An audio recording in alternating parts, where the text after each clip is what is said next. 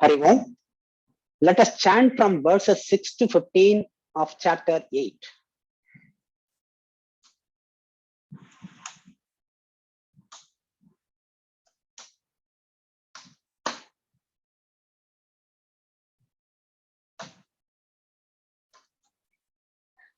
Yam yam vapi smaran bhavam tyajatyante kalevaram tam tame vaiti kaunteya sada tad bhava bhavitaha tasma sarveshu kaleshu manusmara yudhya cha Mayyarpitamano buddhihi mame vaishyasya samshayaha abhyasa yoga yuktena cetasa nanyagaminā paramam purusham divyam yati parthanuchintayan Kavim Puranamanushasitaram Anoraniyam Samanusmaredyaha Sarvasya Dhataramachintya Rupam Adityavarnam Tamasa Parastat Prayanakale Manasachalena Bhaktya To yoga balena chaiva bhruvor madhye pranamabeshya samyak satam param purushamupaiti divyam yadaksharam veda vido vadanti vishanti yadhyatayo vitaragaha yadi Chanto brahmacharyam charanti tatte badam sangrahena pravakshye sarvadvarani samyamya manohridi nirudhya cha murdhnadhayatmana pranam astito yogadharanam Omityekaksharam Brahma Vyaharan Manusmaran Yaprayati Tyajan Deham Sayati Paramam Gatim Ananya Cheta Satatam Yo Mam Smarhati Nityashaha Tasyaham Sulabha Partha Nityayuktasya yoginaha mamupetya punarjanma dukkhalayamashashvatam napnuvanti mahatmanaha samsiddhim paramam gataha.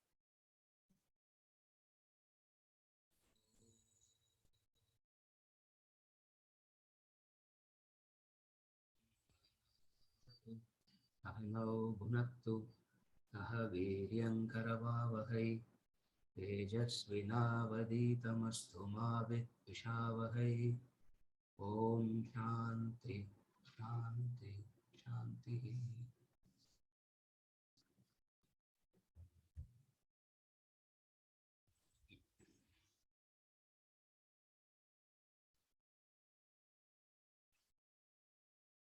Chapter 8. We have finished up to verse 7. When Krishna concluded the previous chapter, he introduced a few words. And Arjuna asked a clarification on those words. In fact, he didn't ask clarification, he asked Krishna to what he meant by those words. Adi Bhutam, Adi Devam, Adhyatmikam, etc. This words looks like we heard long back in previous Janma, isn't it? So these words we don't. So he asked this, he asked these words. And then finally he asked one extra question. Prayana Kale. Prayana Kale. So from verse 5 onwards till the end of this chapter, Krishna answers that question of Arjuna. That Prayana Kale is taken in detail and elaborated. First, the formula is explained, and then he goes on to elaborate. Verses 5 and 6, we saw the formula. It is not the last thought will be a resultant of all your thoughts. It is not the specific last thought. That last thought will be a resultant of all the thoughts, words, and deeds put together, and that will determine your movement into the next janma. Having concluded like this, having explained all this, verse number 7, he concluded, which we saw some time back. Therefore, at all times, remember me and fight. And we have seen this any number of times. Wherever Krishna says fight, fight equals do your duty. Don't take it literally as though, since it is addressed to Arjuna, he has to say fight. Okay, remove Arjuna from the scene and put yourself there. What is he telling you? Do your duty. Because the duty of Arjuna is to fight. Similarly, we understand it as wherever he talks about fight, do your duty. Nitya Naimitika. Duty means Nitya Naimitika. All that we have seen already in 3 and 4. So wherever he says fight, fight, fight, you understand that you got to do your duty. And while doing your duty, remember me. You don't get involved in the duty. Remember me and do that which you ought to do. And what is remembering me? Remembering me means remember the purpose of doing the duty. Doing the duty itself is not a purpose. You do the duty for a different purpose. So you remember that purpose. What is the purpose for which you do that which you ought to do? Self-purification. Chitta Shuddhi. Technically it is called Chitta Shuddhi. So you do your duty not for the sake of doing the duty. You do your duty so that the doing your duty, that which you ought to do, the Nitya Naimittika karma, will purify you. With that purification, you can do manana, nididhyasana, reflection, contemplation, self-realization. Therefore, doing the duty is for a purpose. And what is the purpose? Not involvement in the duty. Not duty threatening you, not as a burden. Duty becomes a burden, duty becomes painful, or you want to quickly finish your duty and get rid of it when you do not understand the purpose for which you have to do your duty. What is the purpose for which you are doing your duty? Not doing duty per se. The purpose is self-purification. Technically, it is called self-purification, Chitta Shuddhi. In the modern day language, we call it as self-development. The technical term is self-purification. The modern day terminology is self-development. By doing this, you are prepared. By doing this, you are prepared. Prepared for what? Whatever knowledge you have gained, you will be able to reflect and contemplate and meditate and reach the final state. Therefore, at all times, remember me and fight. It means what? That's a formula. This is the formula for life. The smart formula for life means a command. Therefore, when he concludes, you have to treat it as a command, as a law. Okay, we don't treat it like that. That's a different story. We are not discussing. So if he is therefore at all times remember me and fight, he is giving a direct command. What is that command? Do your duty, knowing the purpose for which you are doing your duty. Do your duty for which, knowing for which you are doing your duty. It's a command.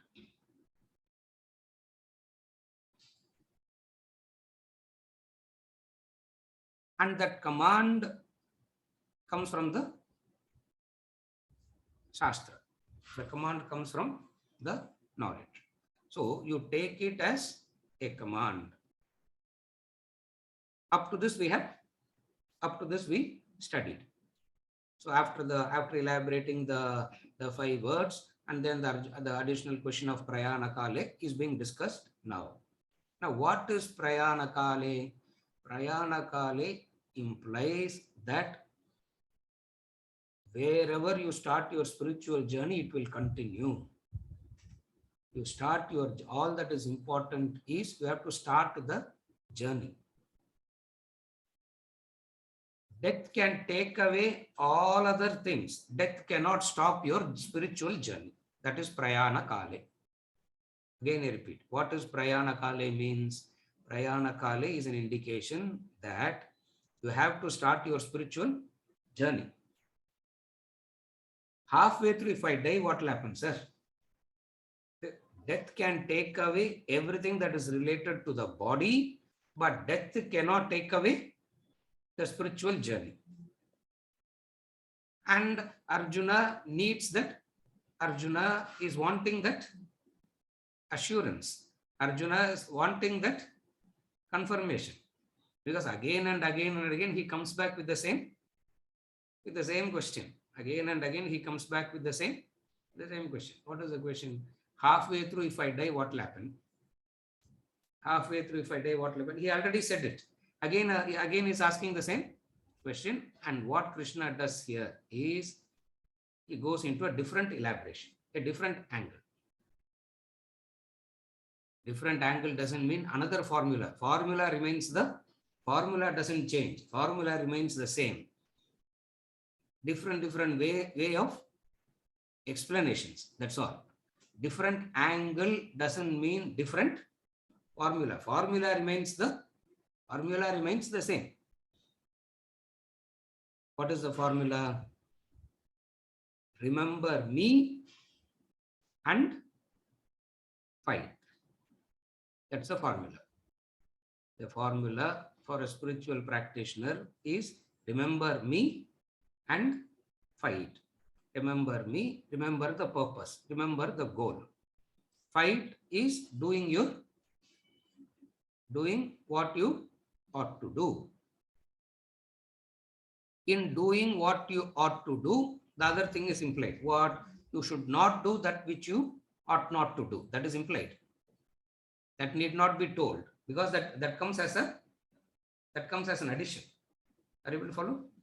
When it is said, this is what you ought to do, in that command, this is what you ought to do, what is implied? You should not do that which you ought not to do. That's very clear.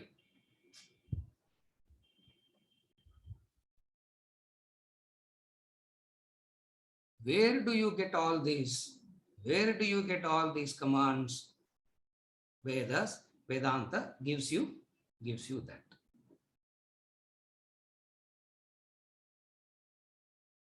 For which we introduce the word, verse number 7, and he's going to continue that in verse number 8 also. Anusmara. In verse number 7, he uses the word Anusmara. In verse number 8, he's going to use the word Anuchintayan. Anu means Shastra. Anu means Shastra. So, all this you follow as told by Vedanta. That's why it's called Vedanta equals the knowledge of life and living. The laws of life and living. Wherever we get a conclusion, you should take it as a law. It will not be told this is law number 1, this is law number 2. It will not be told like that. That minimum work you have to do. Since we don't do that work also, in this class we do that also. I don't know what we will do after the class is over. Everything is done. After this, I don't know what is left for people to do. Anu means according to the Anu means in accordance with the Shastra. Anu means in line with the Shastra Vedanta. So, verse number 7, he concluded, therefore, at all times, remember me and fight. We read verse number 8 now. Verse number 8, padiga. Abhyasa yoga yuktena cetasa nanyagaminā paramham purusham divyam yati parthanuchintayan. Abhyasa yoga yuktena cetasa nanyagaminā paramham purusham divyam yati parthanuchintayan. With the unswerving mind made steadfast by the practice of yoga and meditating, O Partha, one goes to the supreme resplendent being. Now he is giving how to remember at all times. How to remember at all times. To remember, you need a few practices. So he is giving those practices now. First he says remember, and then you will turn back and say what I should remember. What should I remember? That's the question. What should I remember? Okay, doing your duty, that we will discuss later, sir. So that I have to decide whether I want to do it or not. No, all that is a separate discussion. We'll do the discussion later. But here we'll discuss about remember. What is that remembrance? How do you remember? A few practices are given. What is it? Abhyasa yoga yuktena. By the consistent practice of yoga and meditation, the mind is made steady. What is the practice? The mind is wavering. The mind is wavering. Mind comes up with its own doubts. Are you able to follow? A person not able to follow what is told. This is what you ought to do. This is what you ought not to do. It's very clear. Not that the person doesn't want to follow it. Not that the person doesn't want to do it. But something makes the mind distracted, as a result of which that person is not able to follow. Are you able to follow?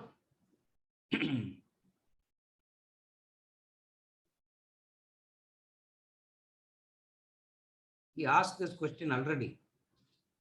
Remember, he asked this question already. In chapter 3, he said, Krishna, you yourself have said my mind is astira and chanchala. Chanchalam hi mana Krishna. See, this mind is in chanchala, wavering all the time. How can that wavering mind be made to obey a law? Are you able to follow the question? Mind is chanchala by nature, it is chanchala. Chanchalam hi mana Krishna. He said that already. And this mind that is chanchala by nature, how can this mind be told to obey a law?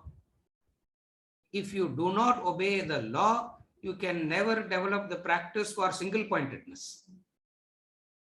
Only if you resolve to obey the law and practice obeying the law, you are qualifying yourself to become single-pointed.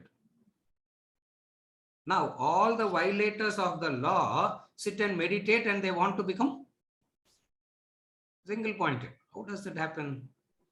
That's why we say there are only two things that can happen in meditation. Either you will fall off to sleep or you will come out with a headache. Only these two happens. Nothing else happens. Why? Because the mind is wavering, for which he gave an answer there. Asamshayam Mahabaho, he says. No doubt, Arjuna. Mind is Astira and Chanchala. No doubt. Asamshayam Mahabaho. No doubt. Don't have any doubt about it. I also know it. Then what needs to be done? A law, a formula he gave there. What is the formula he gave there? Abhyasena tu kaunteya vairagyena tu guhyate. Abhyasena tu kaunteya vairagyena tu guhyate. The answer. By the constant practice of vairagya. By constant practice. Abhyas. Abhyas means practice. The adjective, you have to supply the adjective. What is adjective that you have to supply? Constant. You need not say constant practice. Are you breathing? That's all what is implied there? Are you constantly breathing? That is not that word is irrelevant there. Or for emphasis, you may use it. So whenever the word abhyasa comes, what is implied in that abhyasa? Practice. Abhyasena tu kaunteya vairagyena tu guhyate. By the constant practice, you develop vairagya, and in that vairagya, the mind will stay put. Same advice here. Abhyasa yoga. By practicing this yoga. And what is practicing yoga? Practicing yoga simply obeying the law. Practicing yoga means you obey the law. You obey the law. You make an effort to obey the law. As you are making an effort to obey the law, the mind will get distracted. Mind gets distracted. What do you do whenever it gets distracted? Pull it back. Bring it back. Bring it back. In order to bring it back, anuchintayan. Anuchintayan means, chinta means thinking. Chinta means thinking. Anuchintayan means thinking guided by Vedanta. Thinking. Chintayan means thinking.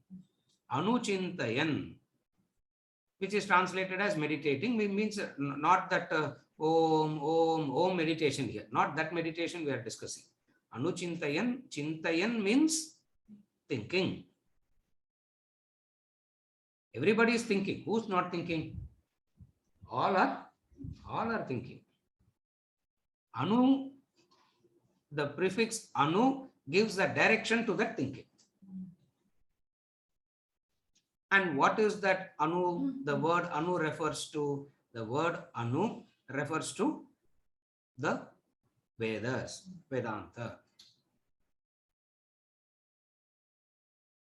In the Bhashya, he goes into detailed elaboration on this Anuchintayan. We are not going into the details because so much of Sanskrit grammar needs to be known for that. We are not going into that. But what it means is thinking, and everybody is thinking.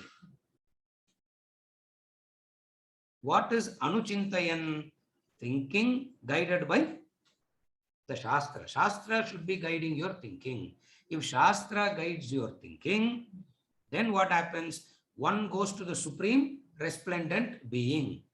If thinking is guided by the Shastra, you go to the supreme resplendent being because the mind has become steadfast by the practice of yoga. This is the method. So abhyas, practice.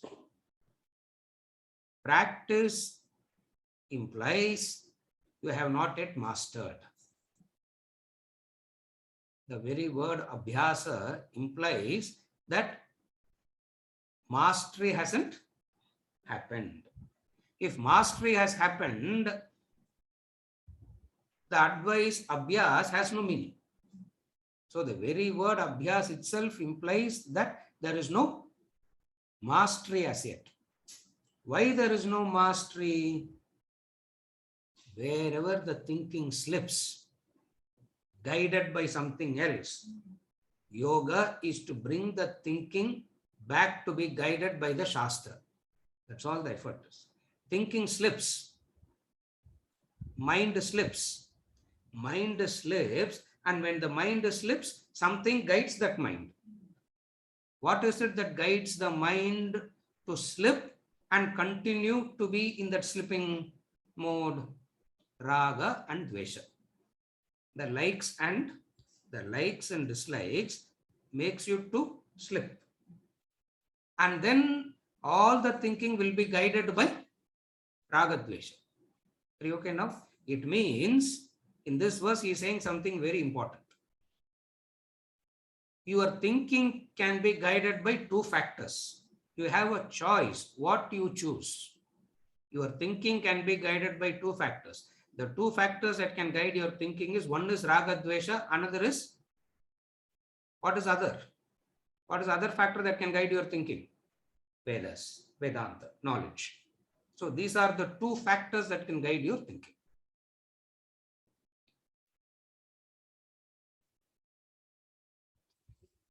Abhyas means at any given point of time, you make a choice. What is the choice? Are you to be guided by your likes and dislikes, or are you to be guided by the Shastra? Okay. If you are guided by the likes and dislikes, immediate temporary joy, permanent damage.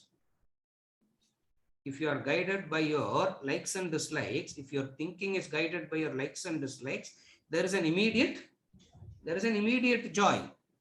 There's an immediate temporary joy, permanent damage to the personality. When you are following the Shastra, when you are making an effort to guide your thinking according to the Shastra, there is no immediate joy. There is no immediate joy because it is very irritating, it is very painful. Because of that initial pain, because of not able to handle that initial pain, because of the human being not having the courage and conviction to withstand the immediate pain, they disregard the Shastra. And when you disregard the Shastra, what happens? Anyway, Prayana Kale will happen. Anyway, you will be moving from one embodiment to another embodiment. What will be the difference? In Prayana, if you do it rightly, the environment from today will be better to till the end. If your thinking is guided by Raga Dvesha, don't worry. In the 16th chapter, he will explain this again. Sorry, not 16th chapter, I made it. 16th only. Urdhvam gachanti sattvastaha, madhye tishtanti rajasaha, adho gachanti tamasaha. Adho gachanti na? Adho gadi. Tamil language, Madras language, a beautiful word that is. Adho gadi pa. It's a beautiful Sanskrit word. Adho gati is a Sanskrit word. Adho means lower depths, sinking into the lower. So, urdhvam gachanti sattvastaha. The sattvic people who are making this effort, they go urdhvam, they go upwards. They go upwards. Upwards means they are growing, getting closer and closer to the destination. Growth means you are getting closer and closer to the destination. That's what we call as. So, what is the abhyas here? You have a choice. What is the choice? Chetasa, the mind.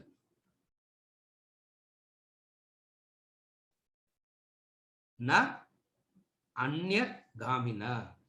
It na anya means it will not go to anything else. By this constant practice, that's what is called steadfast. It will na anya gamina. Na anya gamina means it will not go to, anya means others. Gamina, going. It will not go to anything else. Meaning what? It is so convinced. It is so convinced. The conviction is so complete. The understanding is so complete. The conviction is so complete. The Shraddha is so complete that it will stay put. That it will stay put. When it is staying put to live life according to the guidance by the Shastra, that way of living, it's a lifestyle. It's a way of living. It's a specific lifestyle. That lifestyle is a preparation for contemplation, meditation, self-realization. So what is the practice here? What is your lifestyle? Advice. Remember me. How to remember? Sleeping, sir. Sleeping, now your lifestyle is not. So all that he's saying, your lifestyle is not all right. That's why it is sleeping. What is the lifestyle? Thinking guided by likes and dislikes. So he says, Abhyasa yoga yuktena chetasa na anyaghamina. It doesn't move away at all. That asthira and chanchala mind, see what happens to that asthira chanchala mind? Beautifully is giving two adjectives are given to describe the mind here. What are the two adjectives? Abhyasa yoga yuktena na anya ghamina chetasa. Chetasa, the mind. Now there are two adjectives. What are the two adjectives? Abhyasa yoga yuktena, the mind that is endowed with practice. And that practice itself is yoga. That practice itself is called yoga. So there is no yoga that you do separately. The very effort that you make to lead a lifestyle defined by the law itself is yoga. And when you are leading that life, na anyagamina chetasa, a mind that does not go to anything else. What does it mean when we say the mind that does not go to anything else?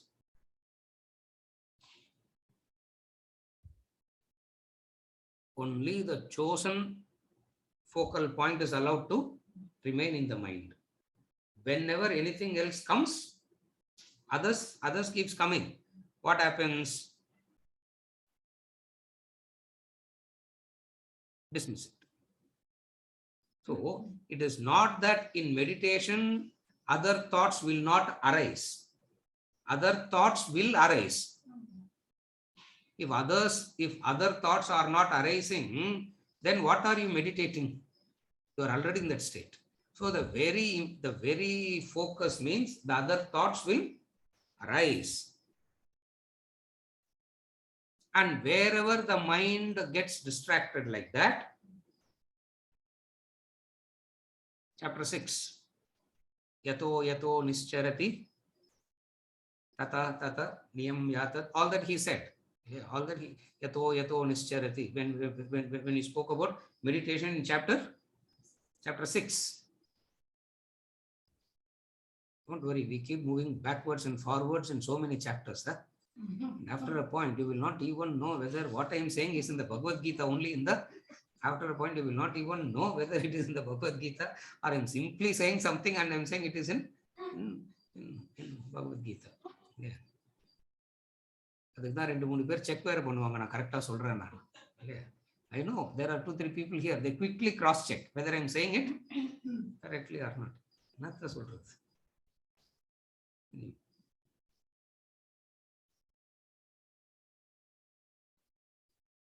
When Arjuna told Krishna that mind by nature is agitated, mind by nature gets agitated, his assumption is nothing can be done about it.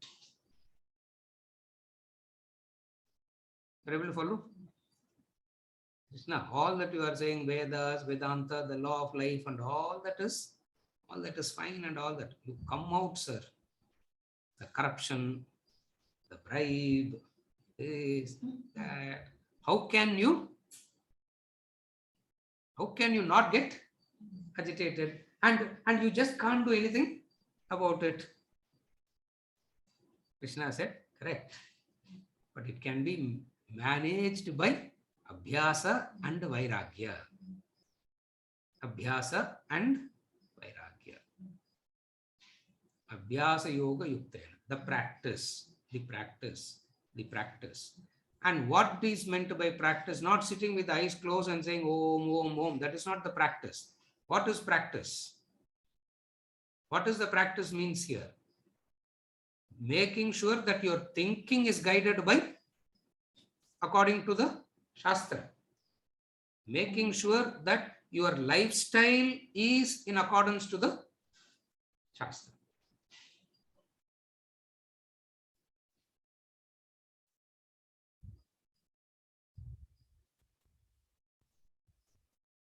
To see the fact as a fact, you need a mind that is calm. Then only you can see a fact as a fact. An agitated mind cannot see facts. That's why wherever there is a problem, we go to the third person. No, Panchayat, we go to the third person only. No, why we go to the third person? Why the aggrieved parties cannot talk amongst themselves and come to a decision? No, you need to go to the third party. Yeah, arbitration. Huh? I don't know what all words people use nowadays. Yeah, simple solona panchayat dhaan. Yeah. Why we go to a third person for that? Because in relation to this specific problem, that person's mind is calm. Because he doesn't have anything to do with the situations that the both are in. Since he's got nothing to do with the situations that they are in, and he doesn't take sides also, he will be able to see the fact. He will be able to see the fact. It means what? To see the fact as a fact, you need a mind that is not agitated, disturbed. What is the fact that we are supposed to see? What is the fact that we are supposed to see, that we are training ourselves? You are that already. We want to see that fact. We are training ourselves. But sir, on the goal, sir. Yeah, why are you shouting on top of your voice? Yeah. Prasad, in volume romba jasti irko. Why are you shouting on top of your voice? Because we don't even have that as our goal. Why do you have to keep the mind calm? Not because keeping the mind calm will be peaceful to you. Not that. That's not the purpose. Again, you have to be very clear on why do we want to keep the mind calm. We want to keep the mind calm. We want the mind to be peaceful so that you can recognize the fact. So that you will be able to see the fact as a fact. What is the fact that we are training ourselves to see? Tattvamasi Shvetaketu. You are that already. All that you need to do is recognize it.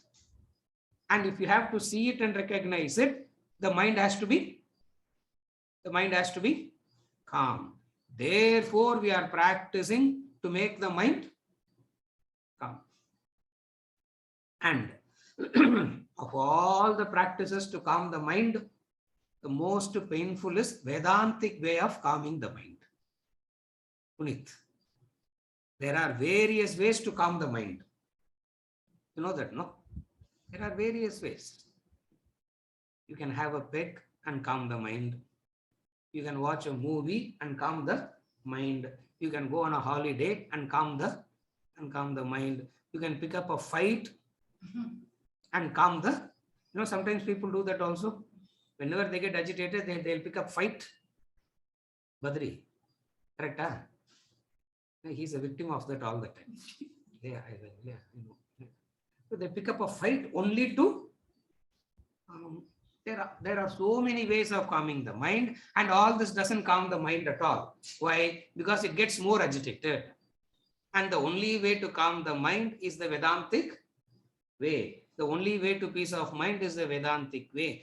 And that Vedantic way requires abhyasa, practice, and you should not get disillusioned. You should not get disheartened. Why? It will be painful in the beginning. 18th chapter, he concludes by saying, that which is painful in the beginning is nectarine to you. That which is nectarine to you in the beginning destroys you. Are you able to follow? So, contemplation, meditation requires, the prerequisite is a calm mind. In the world, peace of mind is the destination. Sir, what is the purpose of life, sir? To be peaceful, no? Remember, in Vedanta, peace of mind is not the destination. We want peace of mind so that a fact can be recognized. Remember that. Where everybody seeks peace of mind as the end goal. The end goal is peace of mind. In Vedanta, peace of mind is not the end goal. All that you got to do to get a peace of mind is what? Labor the whole day. That night you will get such a good sleep. No, peace of mind is gone. Why bother about all these things? If you want a peace of mind, if you labor the whole day, you get peace of mind. Peace of mind is not the destination. The goal is not peace of mind. And it is a very important step. Why it is an important step? Because a peaceful mind will be able to see a fact. Are you okay till now? Fact means ever-present reality. Fact means not a creation. Fact means ever-existent, ever-present reality. All that you need is what? A preparation to recognize that. And that first preparation is peace of mind.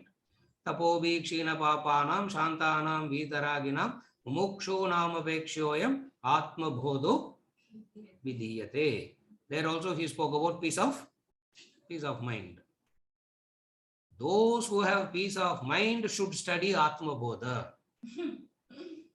We think we study Atma Bodha for peace of mind, no? Raj. We don't study Atma Bodha for peace of mind. Those who has peace of mind will study Atma Bodha.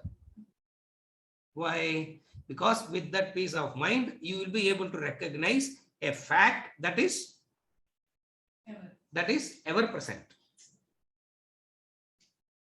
Fact means it exists and you got to recognize it. That is a fact. Distinct and different from that is you create something. Facts are not your creation. Facts are that which exist. Whether you know it or not, whether you recognize it or not, whether you understand it or not, it exists. That's why we give this example of gravity. Gravity was an ever-present reality. That's why it's called a fact. It's not that after Newton said there's gravity, only gravity came into existence. No. Okay, supposing if we all do not know gravity.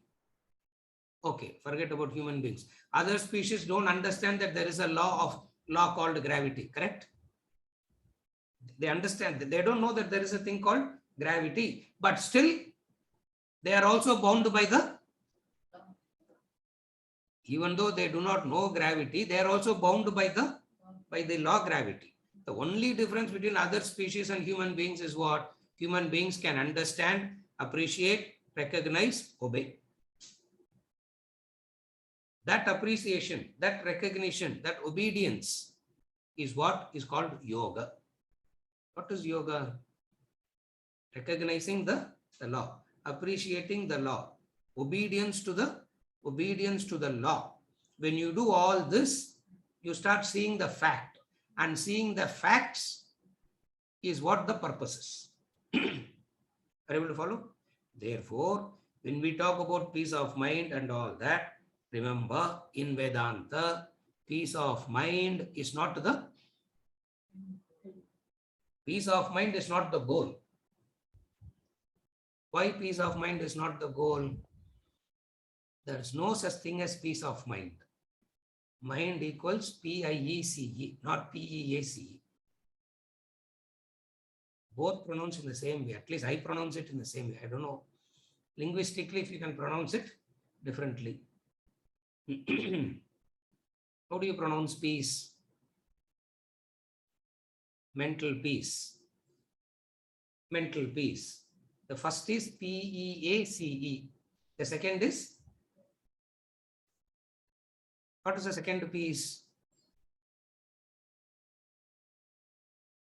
P-I-E-C-E. Mind-nale second piece da. The mind guided by thinking guided by raga dvesha will make the mind go to the second stage. Second piece. Sorry, not second stage, second piece. P-I-E-C. If the same mind, if the thinking guided by Shastra puts the mind in its place, the mind experiences peace. What is that peace? P-E-A-C, Badri. That is that peace, and this is this peace. So, peace of mind. There is no such thing as peaceful mind. Mind by nature is Asthira and Chanchala. That Asthira and Chanchala, if it is guided properly, it is that guidance that brings peace. Please understand that. The mind is Asthira and Chanchala. And by nature it is disobedient. It will not obey the law. By nature it wants to, somehow it wants to break the law. Why? Because it doesn't understand the law as benefactor. It understands the law means the law is not a punisher. Law is not there to suffocate you. Law is there to protect. The mind doesn't see the law as a protector. The mind doesn't see the law as a benefactor. The mind sees the law as a hindrance. Mind always sees the law as a hindrance. Yeah. Traffic signal. Red means stop. You see this side, you see that side. There is no policeman standing. There is no policeman standing. You need not stop, isn't it? Why? Because the man believes that it is limiting him. It is constricting. It is restricting. It doesn't give him the freedom. That's the mind which is ignorant. This is ignorance. So what is Anuchintayan? So much of stories I am saying to explain this Anuchintayan. Na? What is this Anuchintayan? It understands the law is there for protection. The law is there for protection. The law is a benediction. The law is a blessing. The law is not a hindrance. When does law appear as a hindrance? When you have likes and dislikes that is contrary to the law. When will you see law as a hindrance? When you have likes and dislikes that are contrary to the law. And if you have likes and dislikes that is contrary to the law, and then ask, I want a peace of mind, you will be in pieces only. Clear? Peace of mind will not come. You will be in pieces. Why? You have likes and dislikes that is contrary to the to the law. Anuchintayan, make sure that all this is done properly. Since you do all this properly, there is a peace of mind. In that state of peaceful mind, you will recognize a fact that is ever present.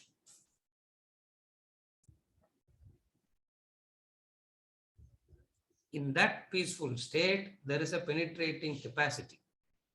When the mind is peaceful, there is this penetrating capacity. You will be able to see the fact as it is. That's why they say when the mind is calm, it reveals. It reveals. The agitated mind, nothing reveals. Nothing reveals to the agitated mind. And for revelation to happen, two disciplines are required. What are the two disciplines? Two beautiful, that is yoga. That is the abhyas. What is abhyas? Effort and not be bothered about the result. Effort and not be bothered about the result. Nowadays, you don't use the word effort. Nowadays, we don't say not be bothered about the result. We use the word after the effort, relax. Because you tell people don't be bothered about the result, they'll turn back and say, what are you talking? All backward stuff you are talking. Nothing works, all this. So we have to say it we have to say the same thing in a different way. Leon. What is the different way? Put in the necessary effort and then relax. Effort and relaxation equals revelation. Truth gets revealed at that point of time. That's why in any field, this is how it happens.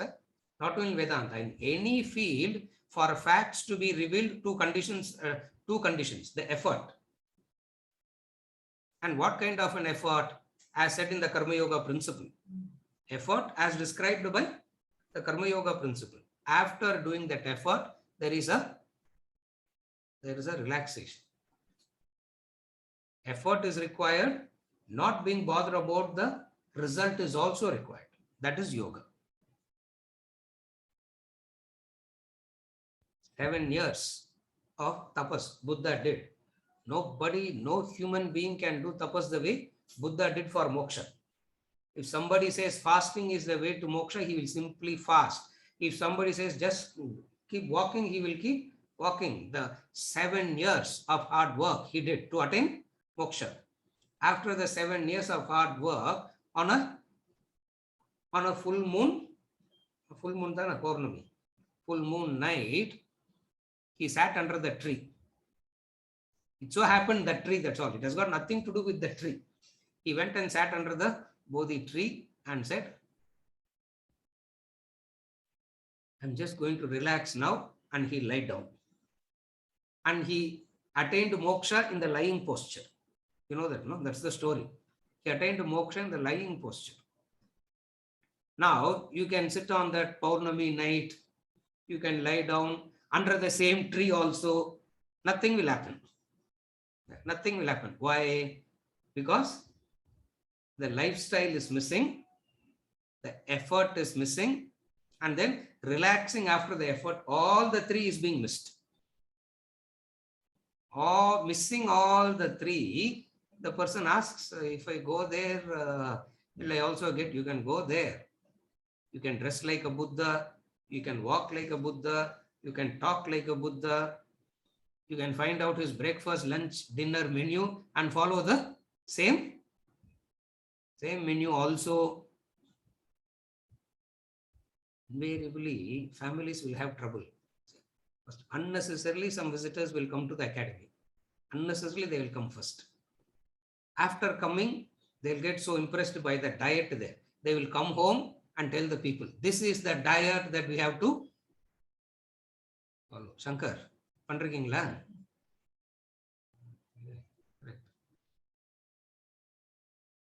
2 weeks, 3 weeks, he is agitated, the family is agitated, everybody is agitated, divorces happen. Why? Because you change the diet, nothing will happen. It's not the diet, it is It's the lifestyle. It's the effort. It's the effort. It's the lifestyle. And learning to relax after the effort. What is learning to relax after the effort means? I have done what I could do and that's it. What that prasada buddhi is called relaxation. Technically, it's called prasada buddhi. The prasada buddhi is the relaxation, meaning whatsoever comes out of it, you are grateful to it. So, so many things I am saying in one verse. I don't know whether Krishna meant all this or not. I am saying. I don't know whether he actually meant so many things. I am saying. By doing all these practices, the mind becomes calm. And that calm mind, you meditate. In that meditation, the fact is revealed. What is that fact that reveals? What is the fact that reveals? Something gets revealed. What is the fact that reveals? He doesn't want you to do guesswork. He says it by himself. That is verse number 9. Verse number 9, Badingo. Kavim Puranamanushasitaram Anoraniyam Samanusmaredyaha Sarvasya Dhataramachintya Rupam Adityavarnam Tamasat Parastat Kavim Puranamanushasitaram Anoraniyam Samanusmaredyaha Sarvasya Dhataramachintya Rupam Adityavarnam Tamasa Parastat. He who meditates on the omniscient, ancient, all-ruler, minuter than the minute, supporter of all, of inconceivable form, effulgent as the sun, beyond darkness.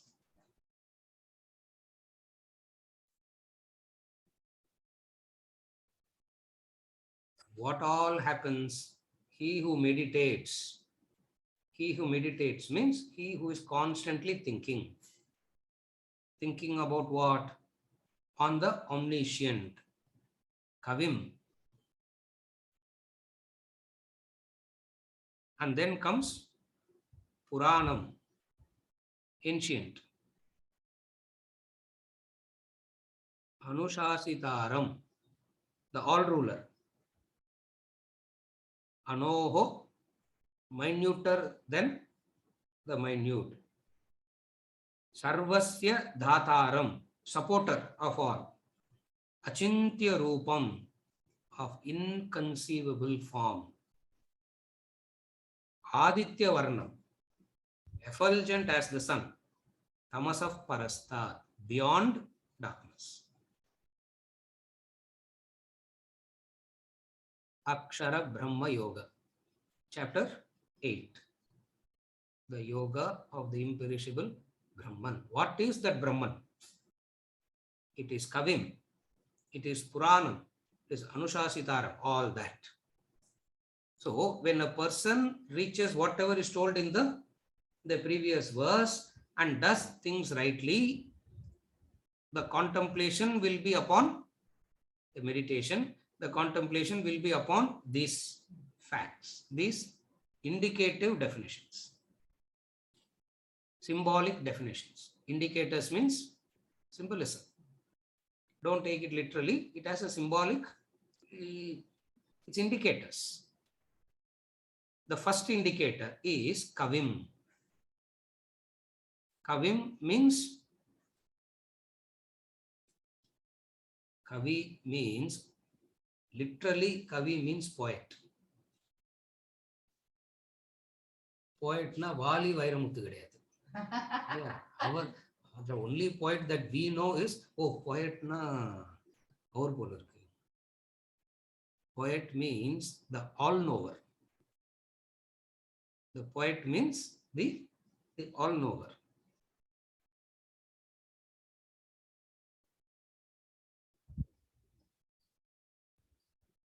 He knows everything. Everything is known. That all-knower is called Kavihi, poet. In those days, not nowadays. Nowadays, anybody writes, doesn't even know the language properly, writes a poem in the broken language, will be given the title. Yeah, poet, not that Kavihi. Kavihi here means the one who knows, the all-knower. The all-knower is the consciousness. The all-knower. Who is the all-knower? Consciousness is the all-knower. Brahman, the consciousness is the all-knower. In that sense, Brahman, the indicator of Brahman is Kavihi, omniscient, the all-knowing.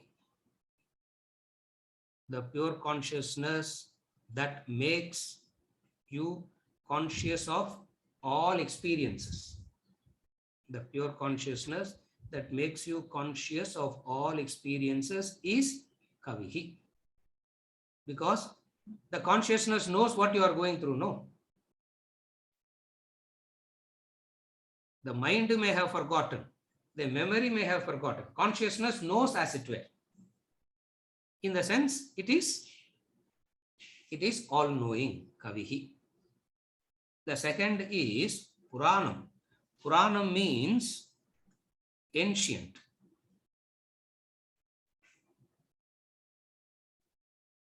Ancient means not the oldest. Ancient means ageless. Ancient means ageless.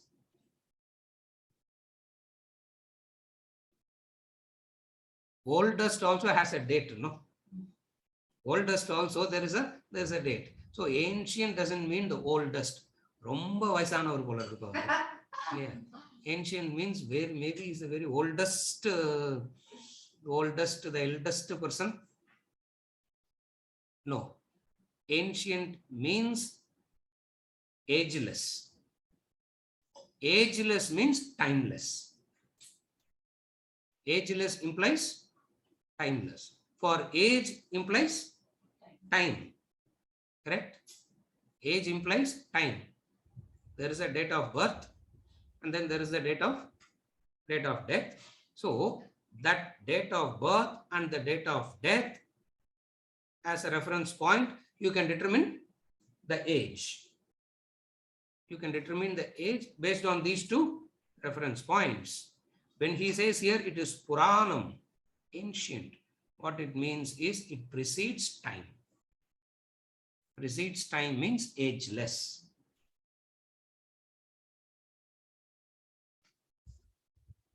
Brahman is considered ancient, Puranam. Puranam doesn't mean old. Puranam doesn't mean backward. Puranam means beyond time. And if it is beyond the time,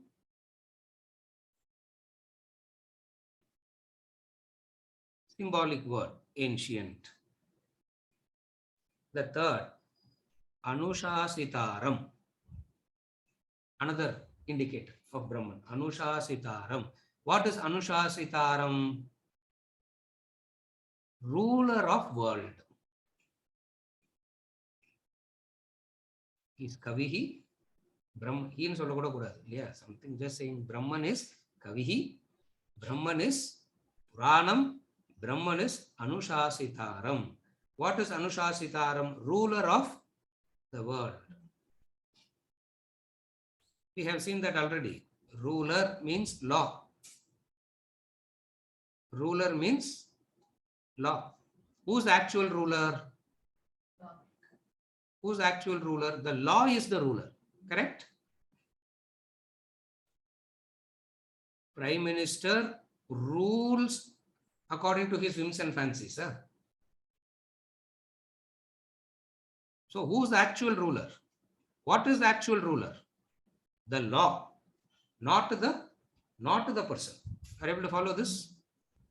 The law is the actual ruler. The world consists of manifold laws. And these laws work so impeccably. These laws don't fail at all. ஒரு exception கூட இல்லை இதுக்கு. Not a single exception has come till date.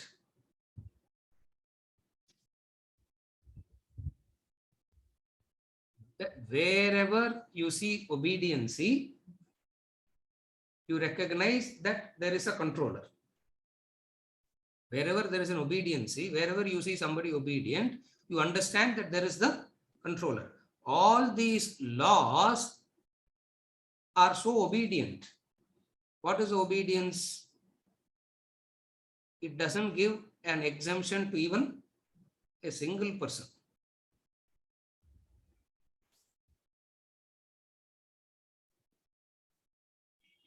Single person, it doesn't give exemption.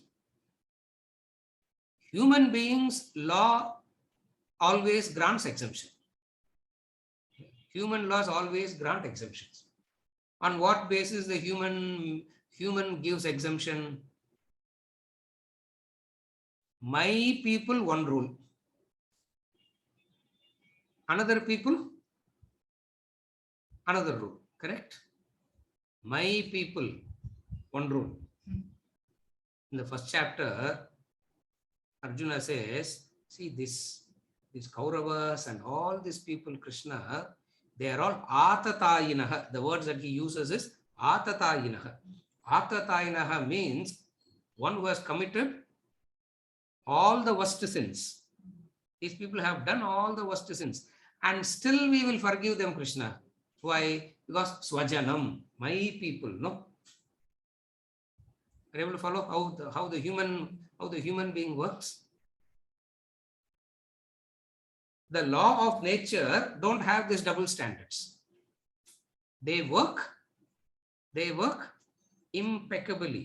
They work so perfectly, and that impeccable functioning appears like they are obeying somebody, as though there is somebody who is supervising all that. That supervisor is ruler of the world. And who's the supervisor? Brahman. Brahman is that supervisor. See, please understand, there is no actually Brahman sitting there and supervising. Huh? Brahman is law. Brahman itself is, it's not there is the lawmaker and then the law. Both are one and the same. But for contemplation, you need these kind of words for contemplation. Anushasitaram, ruler of the world. The world is governed by laws, and these laws function impeccably. You obey the law, it will make sure that you are protected. You violate the law, it will make sure that you are made to pay the price. Ramatirtha talks about it. Yeah, he says, you entertain a single negative thought. Ramatirtha says, you entertain a single negative thought, and you think nobody knows about it. Nobody knows about it. You are well protected by the Lord himself. The grass under your feet will turn against you, and that will bring your downfall. The grass under your feet will turn against you, and that will bring your downfall. What is that grass under your feet? We have seen that story, how the Yadava clan got annihilated. That's how the entire Yadava clan got annihilated. The grass under the feet turns against you. And Krishna being a Yadava, the law functions on Krishna also.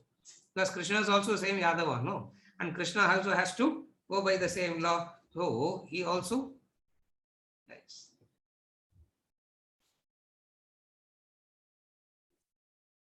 If you want protection from the law, you don't have to cry seeking protection. You don't have to beg asking for protection. You don't have to keep the law book and do archana every day, morning, noon, and night. All that you do, you will not be protected. And what is protection by the law? Obey the law. Dharmo rakshati rakshitaha. That's the Vedic Mahavakya. Dharmo rakshati rakshitaha. Dharma means law. Dharma means law. You obey the law, you protect the law. You protect the law means, how do you protect the law? By obeying it. The law is protected when you obey the law.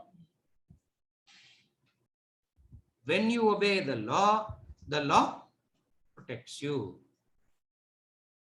How is it that it happens 100 on 100 times? But sir, in real practical life, it is not happening like that, no.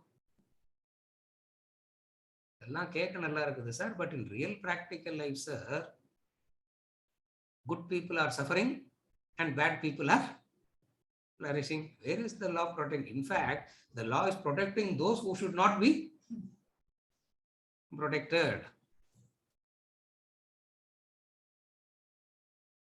Your penetrating capacity is so poor that you are not able to understand the functioning of the law. If you understand the functioning of the law, you understand it very clearly. What?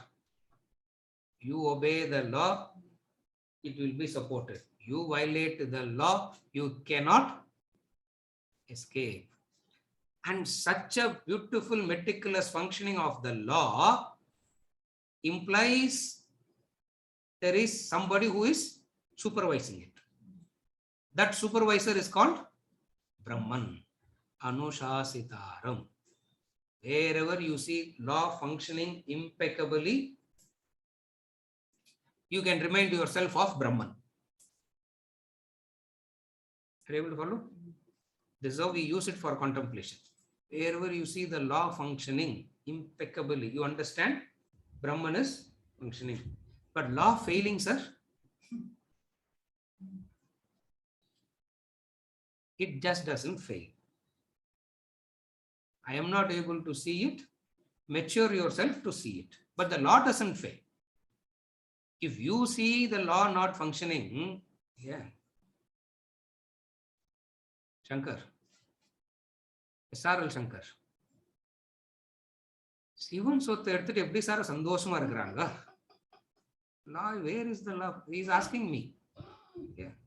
Where is the law functioning? I told him, after 40 years you are asking this question. How can the law? How will the law not? You are not able to see it. You are not able to see it is because of your limitation. You have not penetrated enough to understand the law. Those who have penetrated enough understood what the law is. What is the law?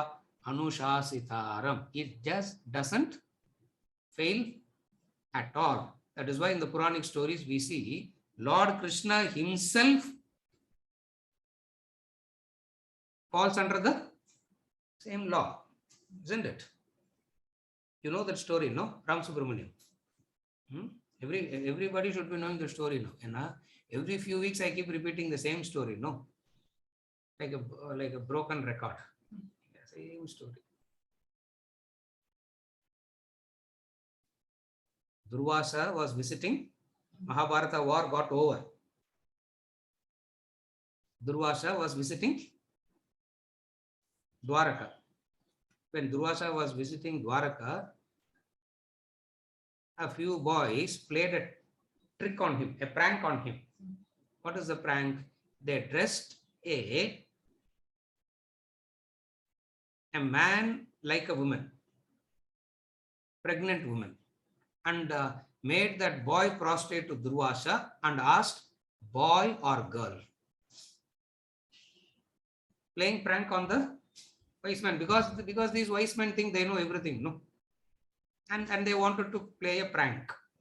Durvasa said, This man will give birth to a pounding stick, he said. This man will give birth to a pounding stick, and that pounding stick will destroy your Yadava clan. Pounding stick, you understand? Yeah. Pounding stick.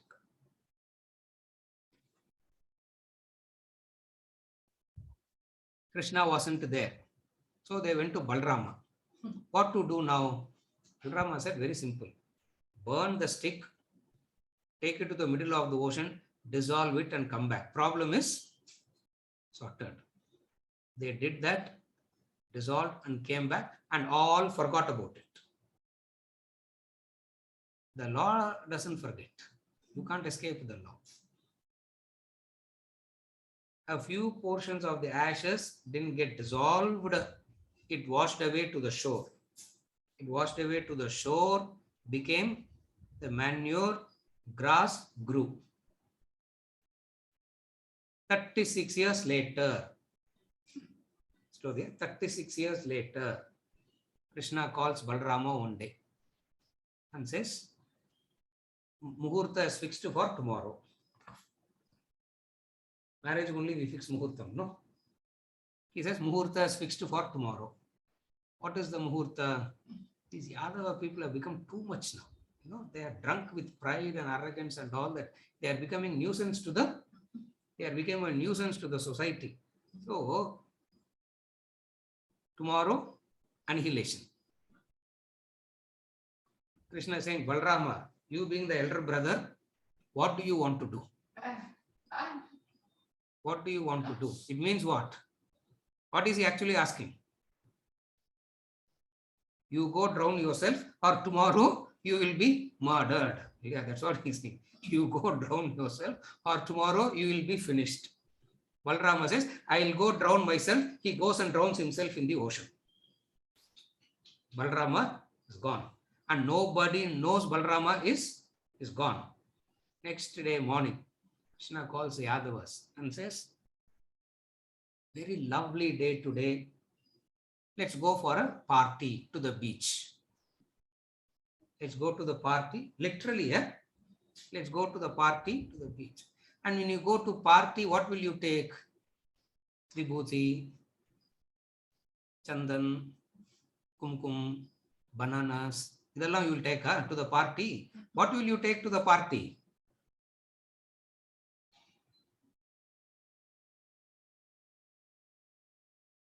Two Tasmak shop got emptied.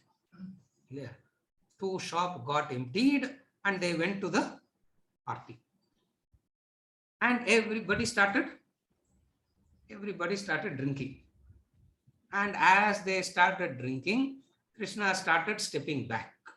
He started stepping back. And all of them were drunk. After, when you get drunk, you will not sing Hare Rama, Hare Krishna, no? When you get drunk, what will you do? You will not sing Hare Rama, Hare Krishna, Om Namah Shivaya and all will not come. Allahu Akbar and all will not come. What will come? Quarrel. They started quarreling with one another. In that quarrel, in the heat of the moment, one fellow hit another, just slapped. When he slapped, there was this blade of grass stuck to his hand. A blade of grass was in his hand. When he hit that man, at the point of contact, it turned into a pounding stick and that fellow head smashed into pieces. Looking at this, another fellow took another grass, hit. The story says, in a matter of Muhurta, the entire Yadava clan got annihilated.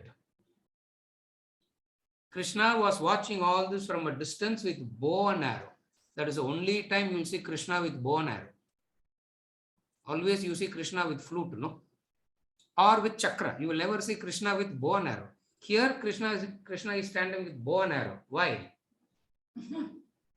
Anybody tries to escape, he is ready to shoot that fellow down. He made sure the Yadavas, please understand, Krishna is not doing that. The law is doing that. Krishna represents The law. Don't take it as though Mr. Krishna. The law. No escape. Nobody can escape. Now Krishna also subject to the same curse. Same law. What is the same curse? All Yadavas. So he goes and rests under the shade of the tree. Getting disturbed, he climbs up the tree and he sleeps on the branches. One of the branches he is sleeping. The hunter comes, seeing his food from a distance, thought some bird or something is sitting, and he shoots an arrow. That arrow hits Krishna's feet and he dies. Great avatar Purusha. What is that the way to die? For the great avatar Purusha, he dies. What happened when they burnt that pounding stick 36 years back? Srikant, 36 years back, when they burnt that pounding stick, one piece of metal didn't get burnt. That piece of metal went into the ocean. A fish, thinking it as a bait, swallowed that. And that fish was caught by the fisherman. And the fellow who makes the arrows. Who's the fellow who makes the arrows? Arrowsmith. That fellow, wife came and bought the fish. That fish was bought by that lady. She went home, she cleaned the fish and she cooked the fish. As she cleaned the fish, she saw the metal piece. Thinking that it is a useless, she threw the piece away and cooked. And the man who makes the arrow comes, sees the metal piece, saw it as a wonderful metal piece which can be used for the tip of the arrow. So he takes the metal piece, makes it into a beautiful tip and sells the arrow. And that arrow, the bunch of arrows, is bought by the arrow. This hunter. This hunter bought that arrow. And when he shot Krishna, that arrow was that tip. That's what he says. The law doesn't fail at all. Since it doesn't fail at all, your safety is guaranteed. Are you able to follow now? Your safety is guaranteed because it doesn't fail at all. If it is going to fail, your safety is not at all guaranteed. Badri, Pridapo. Since the law doesn't fail at all, you are very safe. If you follow the law, obey the law. And that law, all the laws are managed by that Supreme Brahman. So, Anushasitaram, ruler of the world. Ruler means not like a king, not like a prime minister, not like the president. Yaar sir aura select pannanga, how he got elected. Not like that ruler. Ruler means the one who makes sure the law functions rightly 100%. And then there are a few more things, Anoraniyam, Sarvasya, Dhataram, and all that, which will continue next week. Anushasitaram order we stop for today. Next week also we'll continue with the same mantra, same verse 9. Because there are a few more things, minuter than the minute supporter of all. Very interesting, very, very beautiful material for contemplation. Why we elaborate all this is, if any one inspires you, you can take it up and you can use it for contemplation. And in that contemplation, your clarity improves. So you will be able to, if your clarity improves, you can practice yoga. Abhyas becomes easier. And when you practice yoga, you will be able to recognize a ever-present fact. We are doing all this for that purpose. For today, we stop with ruler of the world. Next week also we continue with the same verse. Do we have anything? Yes, Mala has posted a question. Mala. One second, Mala. Yes. there are two dharmas, as you said, Sanatana Dharma and contextual Dharma. Sanatana Dharma என்னன்னு இப்பதான் கத்துட்டு வரோம், and the contextual Dharma தெரியவே தெரியாது. So it is becoming a bit chaotic how to practice or how to bring things into practice. When you try to bring contextual Dharma, Sanatana Dharma is not covered. Yeah. And Sanatana Dharma, the contextual Dharma is not known at all, so you don't know how to practice that Sanatana Dharma because that goal is also failing.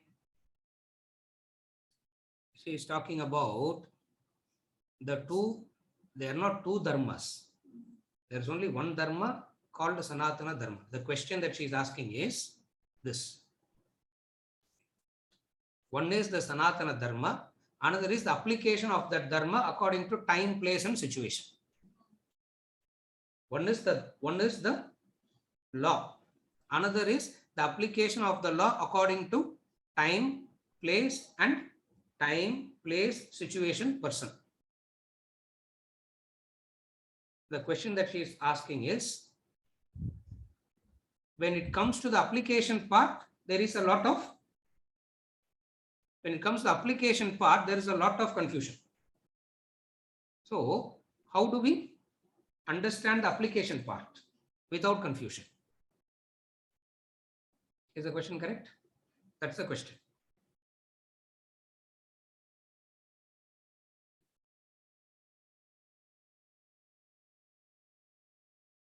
Wherever you have a doubt on application, go to the person who is an authority. That is the only way to resolve the doubt. There is a law. And wherever there is an issue, we go to a lawyer we go to an authority to get clarity of the application. Are you able to follow? You will not be able to do it by yourself. You should take guidance and obey whatever is told. That's how you can manage. You cannot do it by yourself. In this classroom, we are trying to understand the nuances from very many angles as much as possible, so that one day we will be able to do it by ourselves. That's what we are aiming for. In this classroom, the attempt is to get to that point where we should be able to do it by ourselves. But right now, we will not be able to do it by ourselves. Wherever there is a doubt, take guidance. Okay, if nobody is available for guidance, what is the other alternative if nobody is available? Because to have somebody as a guidance is a luxury. We don't know that. We don't know to have a guru is an extraordinary luxury. Somebody is there to guide is something that is extraordinary. Now, okay, what about those who don't have this luxury of guidance? What do they do? What is it that they have to do? Follow whatever your conscience says. Whatever your conscience says.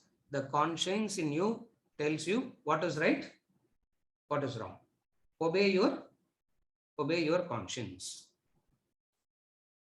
And obeying the conscience is far more complicated than taking guidance. Therefore, I always say, take guidance. Why? Because you will never know what is mind, what is intellect, what is conscience. For all three looks the same. You really do not know how to distinguish one from the other. Therefore, what is the solution? Wherever there is a doubt in application, take guidance. Take guidance, you are safe. Are you able to follow? In those days, those guidelines is called smritis. Yajnavalkya Smriti, Manusmriti. These are all the books that talks about the application. But those books are not relevant today because those books are relevant only to a context. When the context changes, the application changes, but the law doesn't change. So the wise man of that generation will know how to connect the law to the current generation so that they obey the law according to their situation and still not violate the law. Only a wise man will be able to make that connection and tell us. Are you able to follow? These wise men are our gurus. these wise men is the Guru who will be able to connect the Sanatana Dharma, the eternal law, to our current situation and make a and give us the application. Are you able to follow? So take guidance. When you are taking guidance, tadvidhi pranipatena pariprashnena sevaya. When you are taking guidance,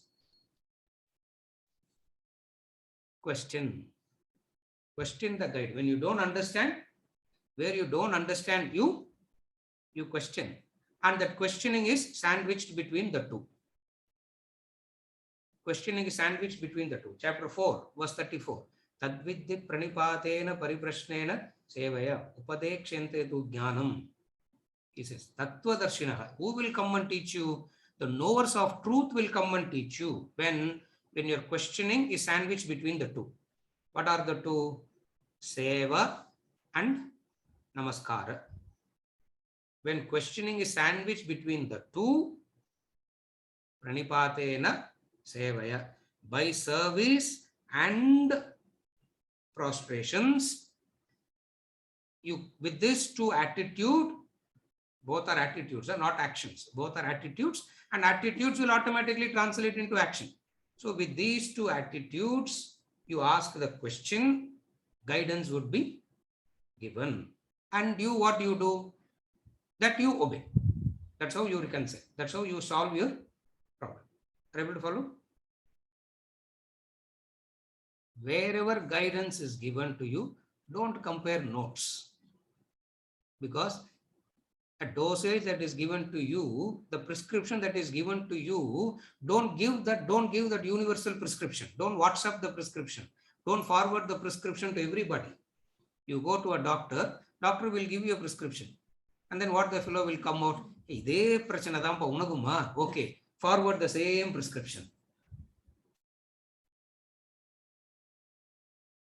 That's the mistake that people make. Don't forward the prescriptions.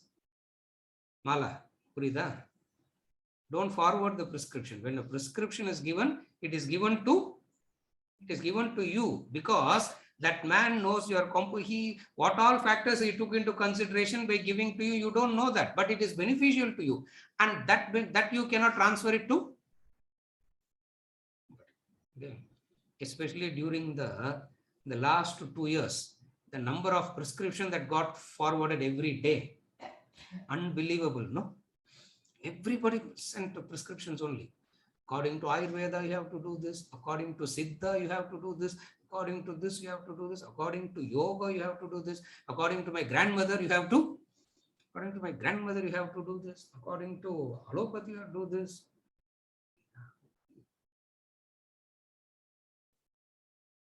So all the medicines got stocked in the house, isn't it? Allopathy medicine got stocked. Ayurvedic medicine got stocked, Siddha medicine got stocked. Why? Because prescription keeps coming and you keep. So when you take guidance, Pranipatena Sevaya. Understand it is given to you specifically, and it cannot be transferred to somebody else. There you know the application. There you are very clear and precise in your thinking, and you know exactly.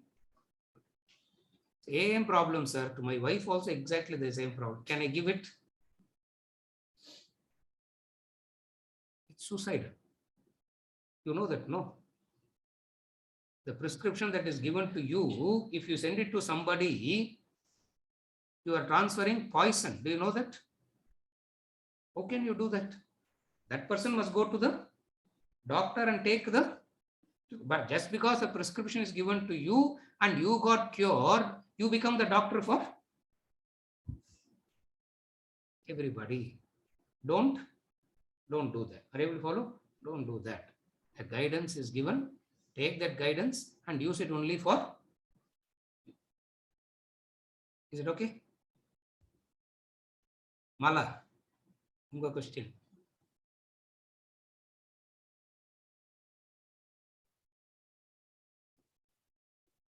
Oh, I'll postpone a question. Is the reason for the mind traveling elsewhere while praying due to our likes and dislikes? Are the likes and dislikes themselves due to attachment? Every problem seems to come because of not playing a role and remain detached.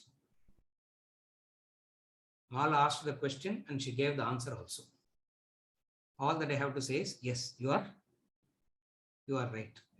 Because she asked the question. What is the question? Is the reason for the mind traveling elsewhere while praying due to our likes and dislikes? Are the likes and dislikes themselves due to attachment? Question. And then comes the answer. What is the answer? Every problem seems to come because of not playing our role and remain detached. Mala, correct. Your question is also correct. Your answer is double correct. It is because of not playing the role and getting detached. Correct.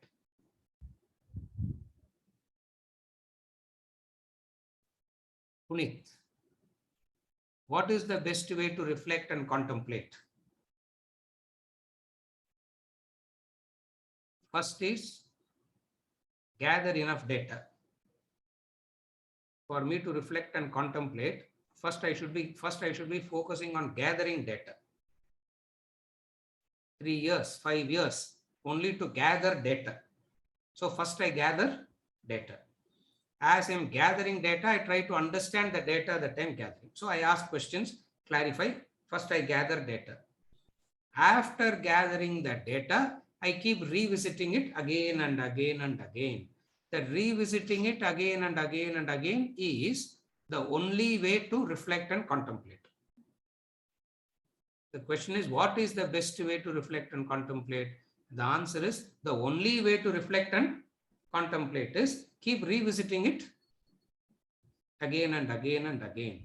So step number 1, gather data. It takes 3-5 years to gather data. While gathering data, you can ask questions, clarify the data, etc.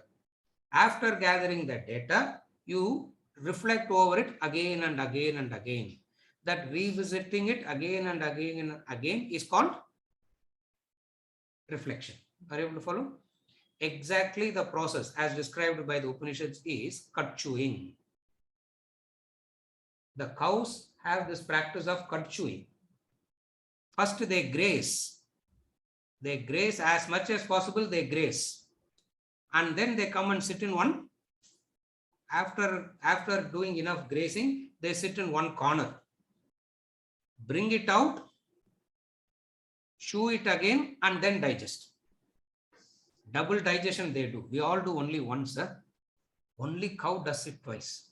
First it digests, brings it out, chews it, and digests it again. Upanishad gives this example. That is how manana should, this is how manana, nididhyasana should happen. In this classroom, what do? We keep giving as many data as possible. So that when you are sitting for reflection, you have material to because if we say reflect, think, you need material. Where do you get the material from?